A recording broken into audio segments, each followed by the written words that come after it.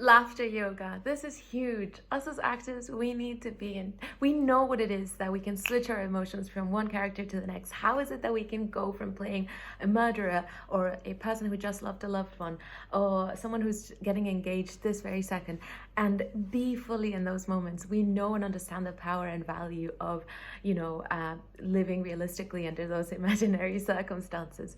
And actually, all of us as humans have the power of getting to different emotional states. And we just have habits or emotional homes, meaning we have we just pick up subconsciously or unconsciously habits from people surrounding us. The media wants us to always be scared because if one is scared, then one looks to someone who seems confident for power and authority, for instructions on how to live our lives, because again we'd be fearful of not of making any mistakes. However, actually, there we bring in the confidence in moments in any case. It's like we can hug ourselves, we can kiss ourselves and make sure we can clap, we can make sure that we're in a position of confidence. So how do we change our attitude? I mean, one of the beautiful things that I was just reading in this book called The Invisible Actor is that yes, we can build characters from inside out and also from outside in. From inside out means that through the script, after reviewing the script, we do the analysis of it, and then psychologically wise, we understand who this person is, and then slowly but surely we make our way to their physicality, how they use their voice and everything. The other way of doing it, which is absolutely completely valid as well, is, for instance, okay, what shoes would this character wear? Put on those types of shoes. Like, would they wear heels? Would they wear flats? Would they wear combat boots? And like, put those shoes on, put on the costume, put on the makeup, make the hair up like they would do, and then experience the character first, and then through the outside get into the physical, get into the psychology. And that's the same thing that we can do, us as humans, is make sure that we are in the emotional state that we want to be in. And laughter yoga is huge. It's so beautiful. It's basically we start doing the action of laughing, and you might think like this is slightly like psycho to be able to just start laughing. But don't worry, trust yourself, your body knows what it's like. And then before you know it, there's this like momentum. There's always momentum. There's inertia and there's momentum. Inertia to get into a different momentum. And we are either in a momentum going down or in a momentum going up, right? We can be inspired, we can laugh, we can help others, we can listen to others, we can read, we can work out. All these little things have positive momentum that keep adding. It doesn't mean that we're going to completely radically change our life from de la noche a la mañana, from one night into the next morning we're a completely different person.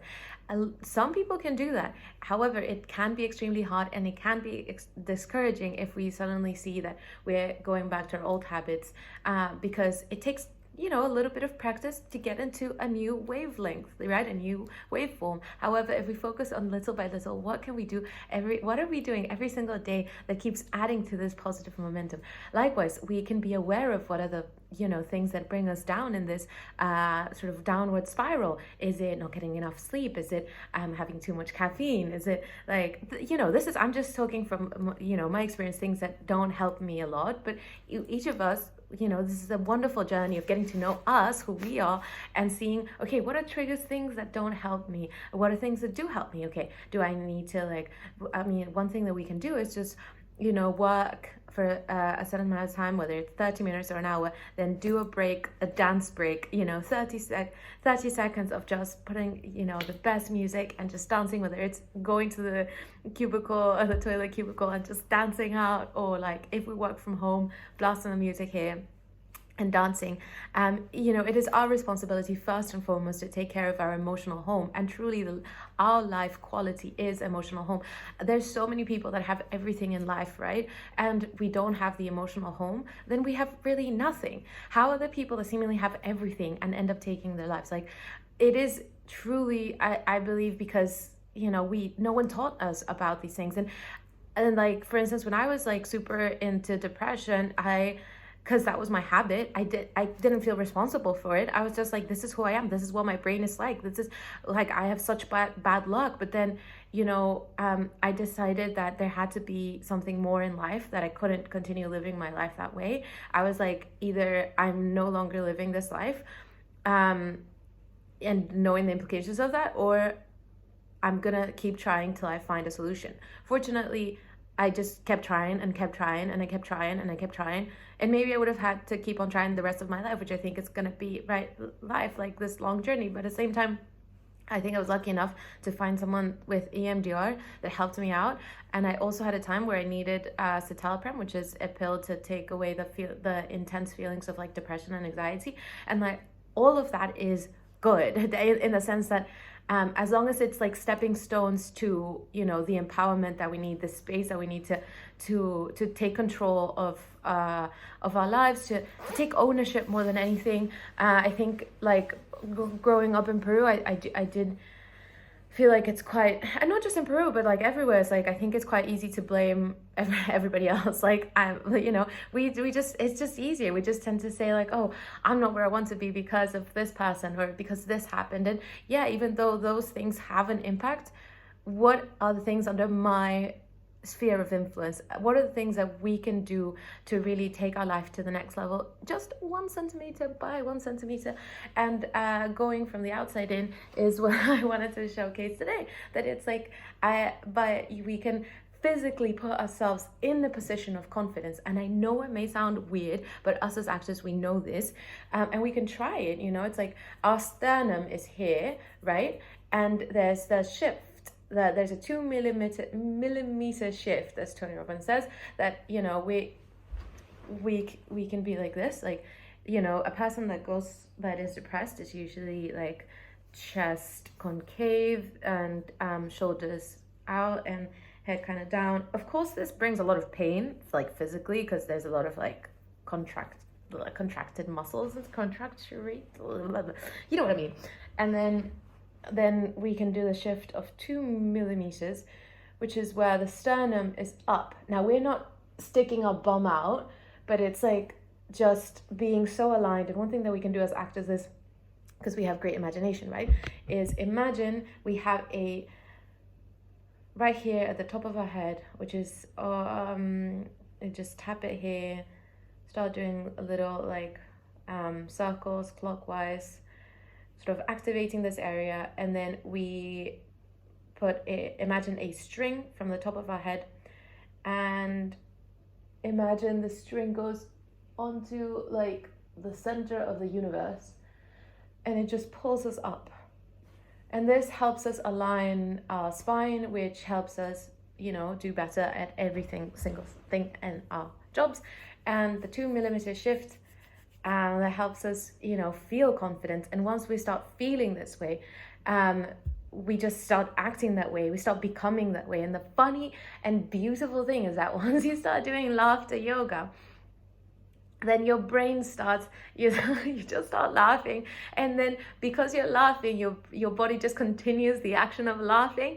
And then because you're laughing, then your brain feeds you memories of the last time that you were just cracking up, or the funniest joke someone has ever told you, or the best times you spent with my cousins and I, we were laughing at this like nonsensical joke. And that's the beauty of things. It's like when we're depressed, the brain can feed you like, oh, this is another reason why to feel depressed. This is another reason why you're like such a failure, or such like whatever. Same thing with like we're laughing. I remember this time, it's funny, there is a momentum. And this is again what I was reading in this book, The Invisible Actor. Let's get into it. Says, when you're happy, the body opens up out, the chest expands, the head lifts, and somehow you feel that everything you hope for is possible. Your body position, your thoughts and your emotions, your body positions, thoughts and emotions always change together. That means that we can first start changing our thoughts by affirmations, and then we can change our body position through physicality, and then the emotions change. Or we can start doing the physical action, which then changes our thoughts, which changes our emotions. Or we can just change our emotions by, I would imagine that's kind of connected with the thoughts. But one easy way to change emotions is to just close our eyes and think of the most beautiful thing we've ever seen, and really just be with that image for a little second. And we feel like there's this center of energy in our chest that's flooding, warm energy. Yes. As actors, we start our work with the minds or emotions, and then assume that this inner life will travel outwards or appear through our bodies. But the opposite method also works, which is what we discussed: outside in and inside out, building of a character. And we can use laughter to explore this idea. Make the sound ha ha ha ha ha. Do it in a loud voice. Don't worry whether you don't feel amused just yet. Continue it. And whenever a large group does this together, everyone always ends up collapsing in genuine laughter. It becomes natural. So you can start with ha ha ha. And then go into the 3 minutes of laughter, or just 1 minute. I would imagine 1 minute in the morning, 1 minute at lunchtime, 1 minute at nighttime. Yes, have a lovely day. Let's go. Let's do the 3 minute laughter challenge, or we can just do 1 minute of it, or 3 minutes. Let's go.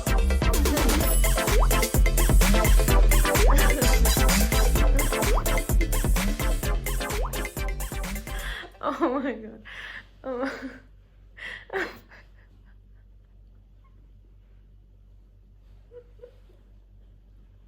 I feel like my skin's really dry. Oh my god. It makes no sense. I don't know what's going on.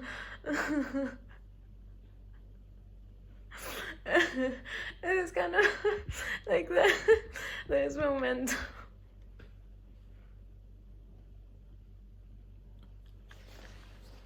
My abs. There's like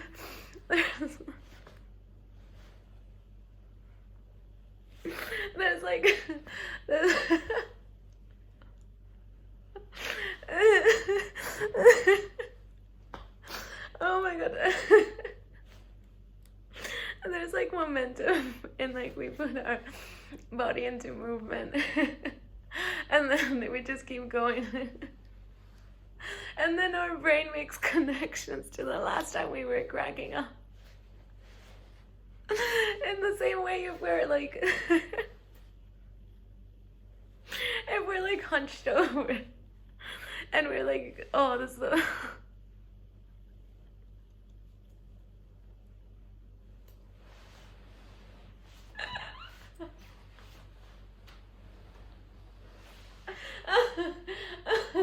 oh,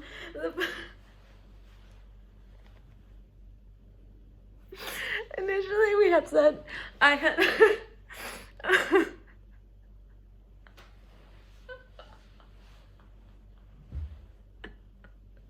and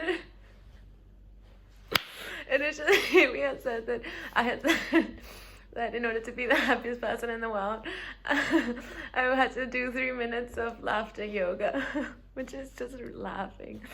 And then I was like, I'm gonna do 3 minutes consecutively, but then my cheeks are hurting.